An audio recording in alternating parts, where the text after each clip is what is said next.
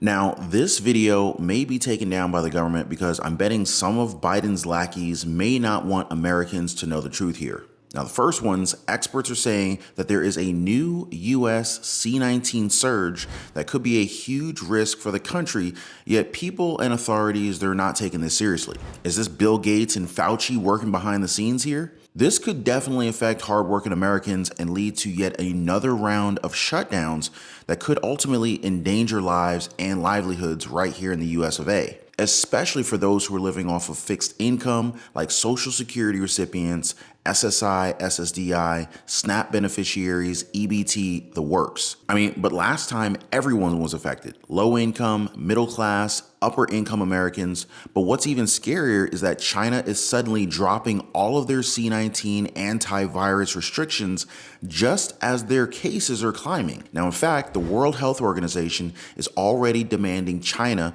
for more C-19 information after they reported 60,000 C-19 related deaths since December. That's just like a couple weeks ago. That is a lot considering US deaths did not even break 10,000. Now, all this talk has me thinking about Big Pharma again and the whole medical industry complex that's a part of it. Seriously, it's like a money printing machine for these drug entrepreneurs and investors. Case in point, the recent FDA approved Alzheimer's drug that was not even effective. Y'all heard about that, right? And we don't even have to go that far. Just recently, the US FDA and the CDC found a possible link between the Pfizer vaccine and stroke. Yes, stroke, guys. The question on my mind really is, why is the FDA funded in part by the companies that it regulates? Did y'all know about that? I'm pretty sure you know where I'm going with this. Plus, how all the pharma stocks, Pfizer, Moderna, Johnson & Johnson, they're saying they're saving lives, but they fail to mention that they're also making a killing in the stock market. Now, the most disgusting part about all this, and I cannot stress this enough, is how many people took the shot because they were trying to make sure that their grandparents, parents, older family and friends wouldn't get it. Maybe even they try to make sure that they didn't lose their jobs. I know so many people who would not have taken it if it weren't presented as stopping the transmission to loved ones. The fact that they use love as a weapon against the general public, even their employment against the general population for the benefit of a few, it cannot be highlighted or screamed about enough. But what do you guys think? Do you see something wrong with the way that the vaccines were shoved into people's arms by the government? Drop a quick comment, yes or no, in the comments below. Also, if you own a home, make sure your home is protected. Get your free home warranty quote. The link is in the description down below. Scary news as mainstream media may be underestimating the very recent C-19 surge, not realizing how harmful it could be for working class Americans who are just struggling to get by. It's just a whole hodgepodge mix of factors that are driving up the recent C-19 numbers. Now, the recent holidays, fewer precautions, and the continuing evolution of the Omicron subvariant of the virus. Now, all of these subvariants, they're a real number here. There's cause for concern among experts because of these very little guys' increased transmissibility and their outright ability to evade some antibodies. But just look here, new C-19 hospital admissions are now at the 4th highest rate of the pandemic. This is coming according to the CDC. And this has been going on for a while, starting with that summer wave that almost got everybody sick and just pretty much persisted through the fall and is now rising again with the winter holidays. According to the president and CEO of the New Hampshire Healthcare Association, hospitals are at maximum capacity. I'm not sure what the trajectory of things are going to be, but I am worried. End quote. To all of our seniors and Social Security fam, be careful, guys. The majority of C-19 hospitalizations are among those who are 65 years old and older. But what's even more scary than this, the share for children under 4 years old roughly doubled in 2022. In the past week, C-19 deaths rose by 44%, from 2,700 in the week ending January 4th to 3,900 in the week ending January 11th. And though our numbers may be small compared to other countries, each of those is a person. It's a child, it's a husband, it's a wife, it's an American. Experts say that this is one of the greatest surges of C-19 cases in the entire pandemic. It's just much lower than the total peak back in January of 2022, but still similar to the summer 2022 surge, which was the second biggest. Now, worst of all, it's not even done yet. Now, if Biden and Congress could just get their act together, right? When Biden declared that the pandemic was over in September, he said it probably stalled public enthusiasm for the booster and made Congress complacent about more funding to address the pandemic and maybe sending more checks to Americans, stimulus checks perhaps. for some residual income amidst the record high inflation that we've been facing for almost 2 years now. Really? The government is just messing this up. So, should we be worried about C19 or not? If C19 really is over, like Biden says, why are they still pushing vaccines into people's arms? Anyway, guys, I just wanted to give it to you straight. We don't want more of these lockdowns, and we definitely don't want to lose more people due to this virus and the government's incompetence. Hit the like button if you guys agree. And brace yourselves. News just came out from China that their recent tally of C19 related deaths since December just hit 60,000. Already, the World Health Organization is demanding China for more information, especially since the Communist Party just eased their strict C19 restrictions for the country. Previously, the Chinese Center of Disease Control and Prevention had only reported 36 deaths from December 7th and January 8th. In the revised death toll, Beijing added 5,503 people who had died of respiratory failure caused by C19, and there were 54,435 fatalities from cancer, heart disease, and other ailments combined with C19 between December 8th and January 12th. Plus, they found out that only deaths in hospitals were counted, which means anybody who died at home, in the streets, in their car,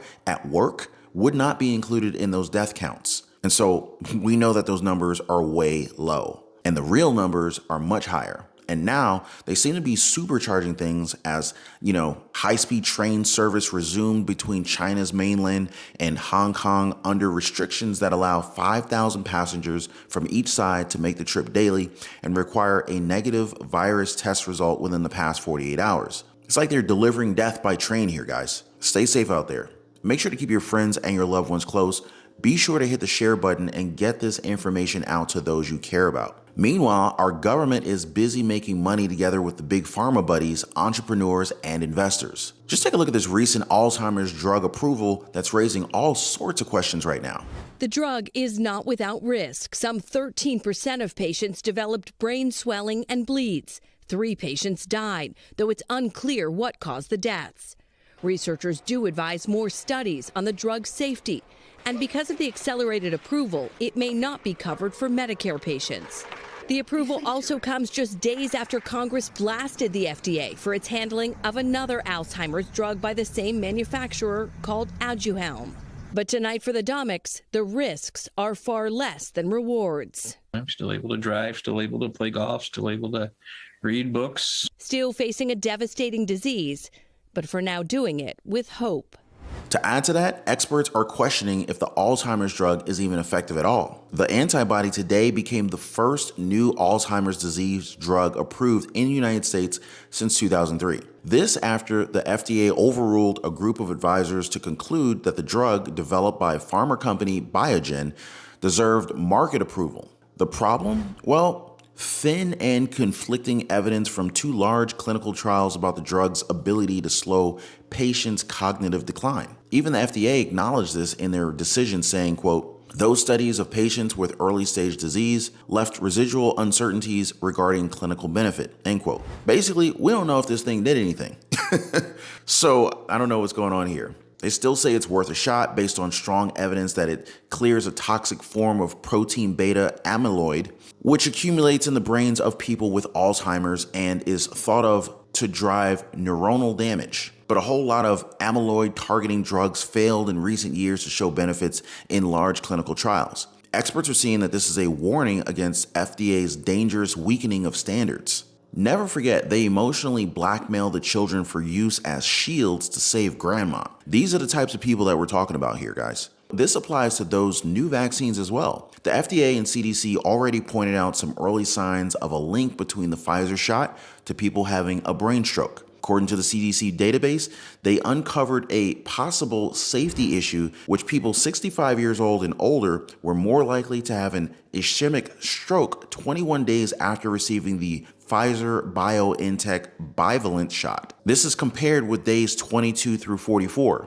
An ischemic stroke is caused by blockage in the arteries that carry blood to the brain. Pfizer and BioNTech, they also acknowledged this in their statement. Quote, they said this: "Neither Pfizer and BioNTech nor the CDC or FDA have observed similar findings across numerous other monitoring systems in the United States and globally, and there is no evidence to conclude that the ischemic stroke is associated with the use of companies' C-19 vaccines, end quote. So now they're looking at the Moderna shot and possibly even other ones like Johnson & Johnson's. Even so, both the CDC and the FDA still recommend that everyone aged 6 months and older stay up to date with their C-19 vaccination. What do you guys think? Have you gotten the vaccine for your kids?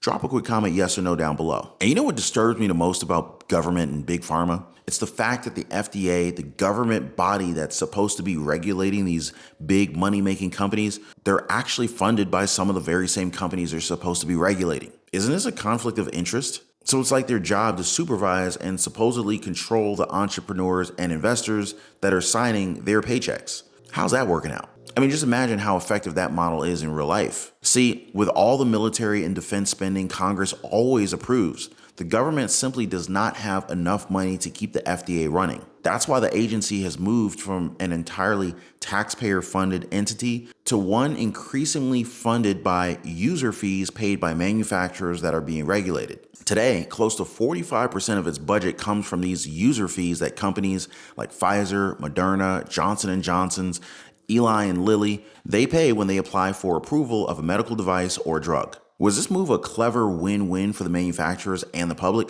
or did it place patient safety second to corporate profitability? Well, some of these numbers that may shed some light on that. In 1987, it took 29 months from the time a new drug application was filed by the manufacturer for the FDA to decide whether to approve a medication in the United States. In 2014, it only took 13 months, and by 2018, it was down to 10 months. Changes in more recent years have also increased the number of standard new drug applications approved the first time around by the FDA from 38% in 2005 to 61% in 2018. Most recently, the C-19 pandemic has seen the FDA provide emergency use authorization for potential treatments in a matter of weeks, not months. This FDA infrastructure and capacity to review the available information so quickly is due mainly because of the funding from user fees. Now, drugs getting approved quickly doesn't necessarily sound like a bad thing, right? Well, we have to look at the whole picture too. While the number and speed of drug approvals have been increasing over time, so have the number of drugs that have ended up causing serious safety issues coming to light after FDA approval. In one assessment, investigators looked at the number of newly approved medications that were subsequently removed from the market or had to include a new black box warning over 16 years from the year of approval. Now, before the User Fee Act was approved, 21% of medications were removed or had black box warnings as compared to 27% afterwards. That's why a lot of people are saying that the level of corruption in many areas is completely out of control and that they're sick of drug companies and the government abusing their power and playing with our lives. What do you guys think? In the meantime, I don't see anything wrong with making some investment money from all these big pharma stocks and the free passive income and cash flow that they get from Uncle Sam. What am I talking about? Well, these same companies that are raking in all this cash and residual income, they're also the same ones you can invest in through the stock market. So if you're looking to earn and add on to your streams of income, definitely take a look at these top pharma stocks that are on the stock market right now. Johnson & Johnson, Eli Lilly, Novo Nordisk, Merck, Pfizer, BioNTech. Note how these names are also in the mix of vaccines that the government approved.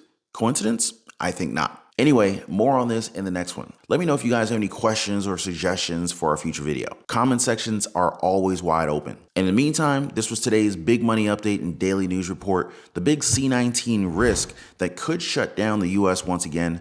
China tallying around 60,000 deaths in just 1 month, plus all the money-making big pharma is doing along with the government. We could definitely benefit from this too. Definitely exciting stuff coming up, guys. Do not miss out. Make sure to subscribe to the channel and also ring that notification bell. And don't forget to drop a like for the video. I really appreciate each and every one of you. I'll see you on the next one.